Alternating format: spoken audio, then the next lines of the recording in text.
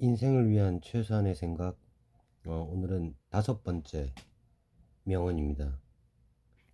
칼 세이건이 한 이야기인데요. 우리는 과학과 기술의 절묘하게 의존하는 사회에서 살고 있지만 과학과 기술에 대해 아는 사람은 거의 없다. 일단 칼 세이건이라는 이 과학자에 대해서는 뭐 대부분의 사람들이 이름은 알고 있을 거라고 생각되고요. 어, 읽었든 읽지 않았든 이분이 쓰신 뭐 코스모스라는 책이 굉장히 유명하죠. 그리고 영화로도 만들어졌던 콘택트라는 소설도 있고요. 평소에도 이 칼 세이건이라는 분이 어떤 과학을 단순한 어떤 지식 전달이 아니라 그 과학을 일반인들에게 어떤 의미가 있는 이야기로 전달해 주는데 굉장히 능했던 분이라고 생각을 합니다. 그래서 그분이 했던 이 명언 이 자체는 일단은 뭐 칼 세이건 다운 이야기다 라는 생각이 먼저 들고요. 오늘도 마찬가지로 이 책의 인생을 위한 최선의 생각, 이 책의 저자들이죠. 그러니까 이 명언에 대한 저자들의 어떤 인사이트를 먼저 읽어 드리도록 하겠습니다. 현대인은 화려한 기술의 혜택을 누리지만 동시에 가장 무력한 관찰자로 전락했다. 칼 세이건의 말처럼 우리는 과학기술의 생존을 의존하면서도 그 작동 원리는 이해하지 못한다. 손가락 하나로 세상을 연결하지만 이면을 모르는 우리에게 기술은 마법에 가깝다. 원리를 모른 채 기술에 의존하는 삶은 필연적으로 주도권을 타인에게 넘기는 지적 예속으로 이어진다. 기술맹 사회는 편리함이라는 마취제로 비판적 사고를 잠재운다. 알고리즘의 추천을 진실로 받아들이고 기계의 판단을 운명처럼 따르는 태도는 인간의 판단 능력을 서서히 무디게 만든다.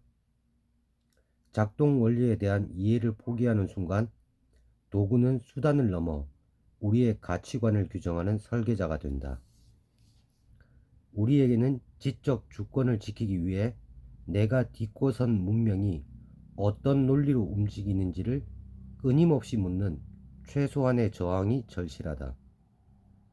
완전한 이해보다 중요한 것은 이해하려는 태도다. 기술을 맹신하지 않고 질문할 줄 아는 자세, 편리함 앞에서 한 번 더 생각하는 습관이 인간을 시스템의 부속품으로 만들지 않는다. 알지 못해도 묻는 사람과 묻지 않기로 선택한 사람 사이에는 사유의 주체성이라는 결정적인 차이가 생기고 질문을 멈추지 않는 태도만이 기술의 시대 속에서도 인간을 인간으로 남게 한다.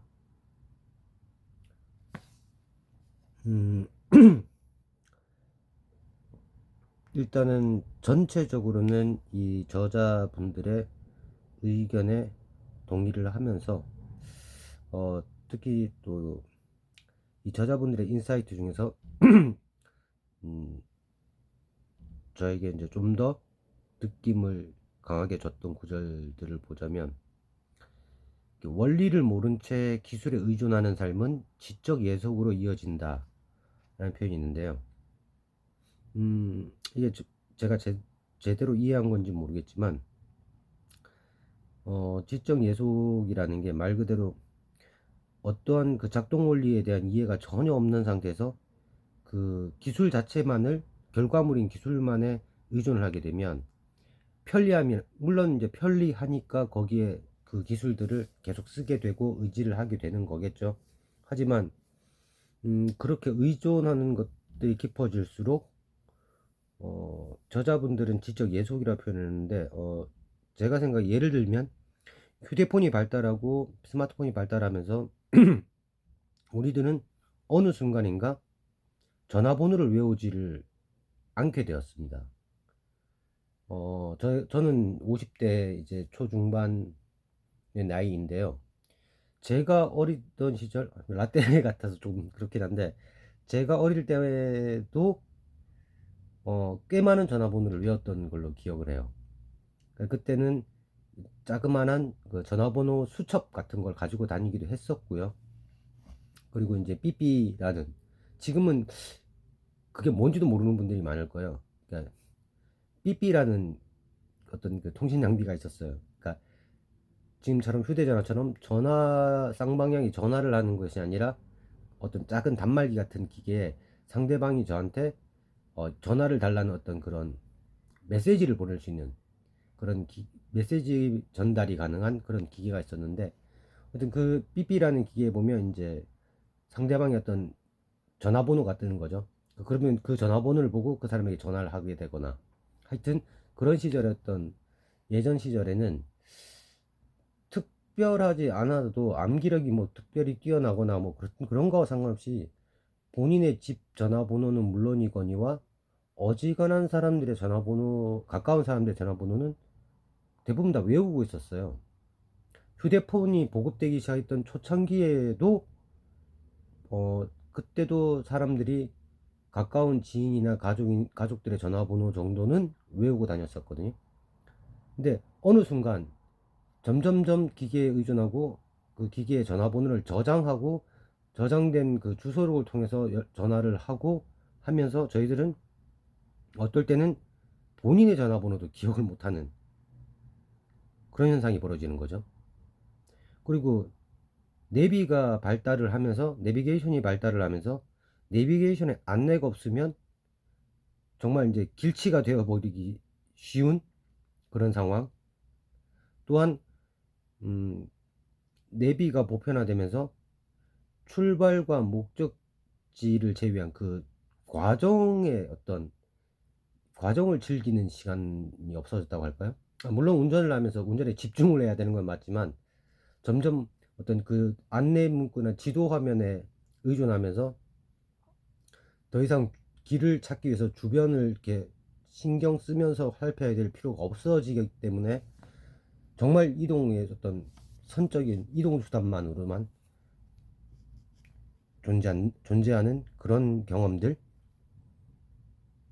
그런 것들이 점점 기술의 어떤 정말 이렇게 의존하는 삶, 기술에 자꾸 예속되고 편한 것만 찾게 되는 거에 대한 어떤 반대급부로서, 꼭 그런 건 아니겠지만 정말 우리의 뇌가, 그리고 우리의 어떤 그 다양한 것들을 느끼던 감정선들이 퇴화하는 건 아닐까, 그런 생각들이 많이 듭니다. 음, 인스타나 SNS도 기술의 범주에 든다고 생각한다면 예전에 비해서 굉장히 즉각적인 서로의 어떤 소통이 가능하다라는 장점도 있지만, 또 한편으로는 음식을 먹는 즐거움이 인스타에 올리는 사진으로 대체가 되어버리고, 어떤 여행에서 진정한 여행의 즐거움을 느낀다기보다는 인증 사진이나 뭐 어떤 뷰파인더로 보는 세상이 자꾸 익숙해지는 그런 것들. 그래서 사진기가 없고 뭐 이렇게 스마트폰이든 사진기든 뭐 그런 것들이 없던 시절에 가질 수 있었던 진정한 여행의 어떤 그 느낌, 감성, 추억, 그런 것들이 기술의 발달과 함께 오히려 더 줄어드는 게 아닐까, 그런 생각이 들고요.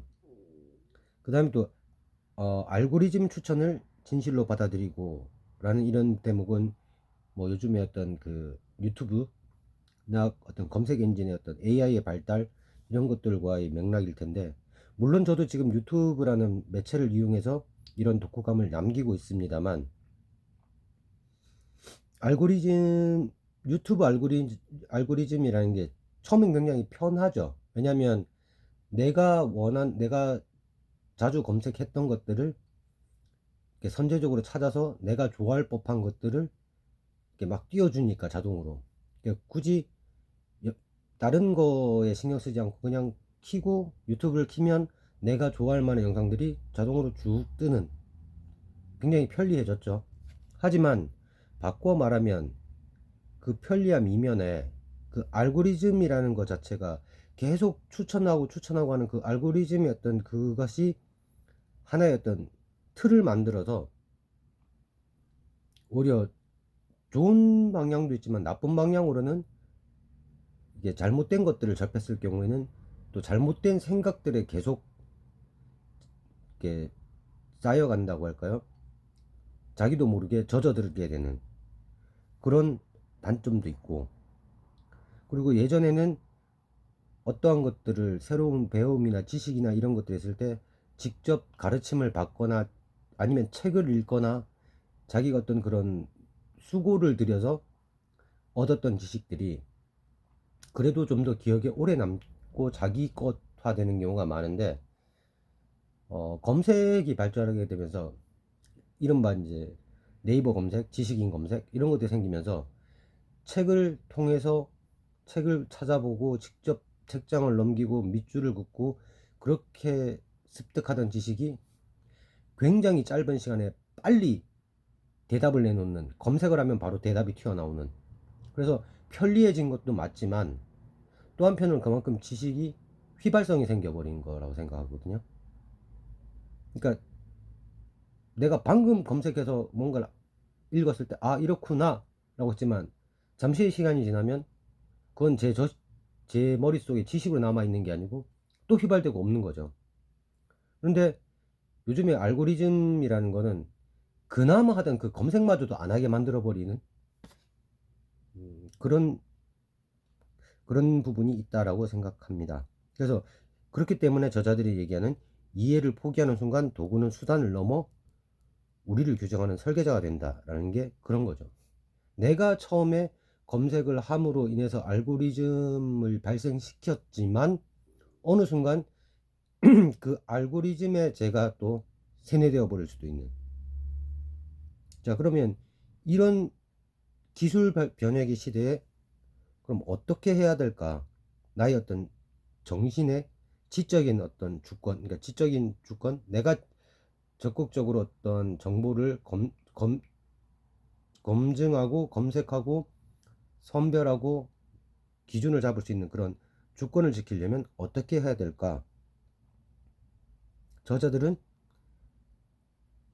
끊임없이 묻는 최소한의 저항이 절실하다라고 얘기를 합니다. 그리고 제가 정말 동의하는 문장인데, 완전한 이해보다 중요한 것은 이해하려는 태도다. 저 100%이 문장에는 정말 공감합니다. 현대사회에서 어차피 모든 것을 이해하는 건 불가능해요. 저희들이 뭐 휴대폰의 어떤 원리, 작동 원리라든가 자동차의 뭐 구동 원리라든가 컴퓨터의 구동 원리라든가 모든 것들을 이해한다는 것 자체는 사실 원천적으로 불가능하고 그럴 수도 없고 그렇게까지 할 필요도 없긴 합니다. 하지만 그 근저에 있는 근본적인 어떤 기본의 틀이 되는 것에 대한 이해를 하려고 노력하는, 그리고 궁금증을 가지는 것은 정말 필요한 자세라고 생각합니다. 우리가 그런 얘기를 하죠. 어렸을 때도 그런 얘기를 했죠. 뭐 미적분 이런 거 배워서 뭐 하냐. 아니 더하기 빼기 곱하기 나누기 뭐 간단한 사칙연산만 할 줄 알면 뭐 먹고 사는데 아무 지장 없는데 내가 수학자 될 것도 아니고 굳이 내가 미적분을 왜 배워야 되느냐. 음, 단순히 돈과 실제로 살아가는 어떤 물질적인 그 순간만 생각하면 그 말이 맞죠. 하지만 원래 수학을 배우는 이유는 수학을 배움으로 해서 생기는 논리력과 뭐 그런 것들, 논리력, 한목적성, 그 다음에 그런 어떤 체계적인 사고 방식, 그런 것들을 습득하는 게 더 큰 목적이지 않을까라고 저는 생각하거든요. 교양으로서의 수학이라는 건 굳이 많은 사람들을 어렸을 때부터 수학을 배우게 하는 이유는 단순히 어떤 그 계산이나 공식을 많이 외워서 뭐 계산을 빨리 하자는 것이 아니라, 그런 것들은 당연히 지금의 어떤 컴퓨터나 계산기들이 훨씬 더 빨리 정확하게 답을 내어 놓죠. 하지만 그런 수학의 원리들을 배우는 과정에서 그런 논리력, 체계적인 생각 이런 것들을 익힐 수 있기 때문에 수학을 배우는 거겠죠.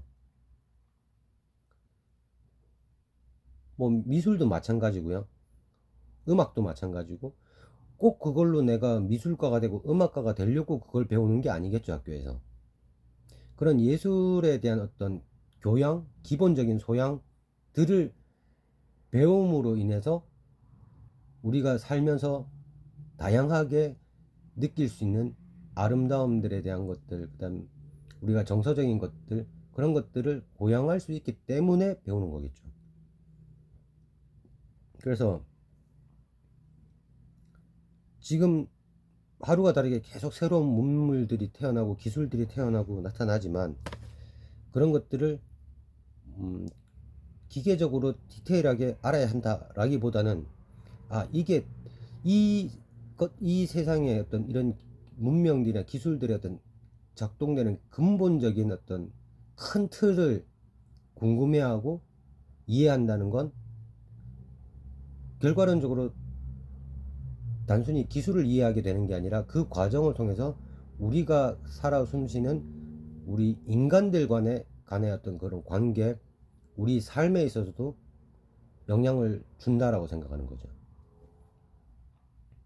그래서 사람이 사람일 수 있는 건 호기심이 있기 때문이죠. 여러 가지 특징이 있겠지만, 동물과 사람을 가르는 여러 가지 뭐 특징들이 있겠지만, 뭐 인간이 이성적이다, 뭐 인간이 뭐 어떤 고차원적인 생각을 한다, 뭐 여러 가지 뭐 이런 그런 변별점들도 있을 수 있겠지만, 음, 그 변별점들 중에서 중요한 변별점 중 하나가 바로 호기심이라고 생각합니다.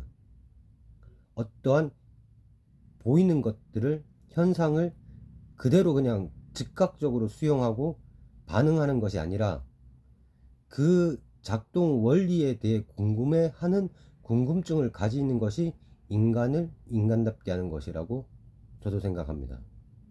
짐승은 불을 봤을 때 그냥 뜨겁다, 닿으면 뜨겁다, 그럼 피해야 하는 것이다, 이렇게 단순하게 받아들이지만, 사람은 저거는 왜 발생했을까, 어떻게 발생했을까, 왜 뜨거울까, 이런 궁금증, 호기심을 가졌기 때문에 우리 인간은 동물과 다르게 문명이라는 걸 만들어낼 수 있었던 것처럼, 그 질문을 멈추지 않는 태도가 굉장히 중요하다는 것에 저도 동의를 합니다. 본문에서 저자들 얘기를 했지만, 작동 원리를 이해하지 못하는 것은, 어, 작동 원리를 이해하지 못하는, 이면을 모르는 그런 기술들은 마법에 가깝다라고 했는데, 저도 그렇게 생각합니다. 이해하지 못하는 과학은 마법하고 같은 의미죠. 우리는 뭐, 꼭 그런 건 아니지만, 우리는 대체로 중세를 흔히 이제 무지와 미신이 사로잡힌 어떤 그 종교라는 틀 안에서 온갖 미신과 비과학적인 어떤 그런 것들이 지배하던 시대라는 인상을 가진 분들이 많은데, 어, 어쩌면 지금 이 시대도 종교에서 종교에서 과학이라는 어떤 이름만, 간판만 바뀌었을 뿐, 대다수의 사람들이 미신 현상에 빠져 있는지도 몰라요. 어차피 모든 건 신의 뜻이다, 하늘의 뭐 신의 뜻이다, 기적이다, 악마의 소행이다, 이렇게 말하던 것이나, 작동 원리를 전혀 이해하지 못하는 그런 과학 기술은 사실은 마법과 마찬가지죠. 갑자기 지금의 어떤 현대의 자동차를 누군가가 본다면, 전혀 자동차라는 걸 본 적이 없던 사람이, 혹은 비행기를 단 한 번도 본 적이 없는 사람이 비행기를 처음 탁 본다면, 그건 정말 마법과 같은 일 아닐까요? 그러니까 지금의 이 우리가 살아가는 이 시대도 그런 기본적인 어떤 호기심을 가지고 근본적인 어떤 그런 작동 원리에 대한 관심을 가지지 않고 무작정 그냥 주어지는 기술만 그냥 이용하고 맹목적으로 휩쓸려 간다면, 중세의 어떤 그런 미신에 빠져 있는 것과 별반 다르지 않다는 거죠. 진정한 종교가 미신이 아닌 거와 마찬가지로, 진정한 종교는 당연히 미신일 수가 없죠. 미신이 아니죠. 그것과는 다른 것이죠. 종교는 진정한 종교라는 건 다른 의미죠.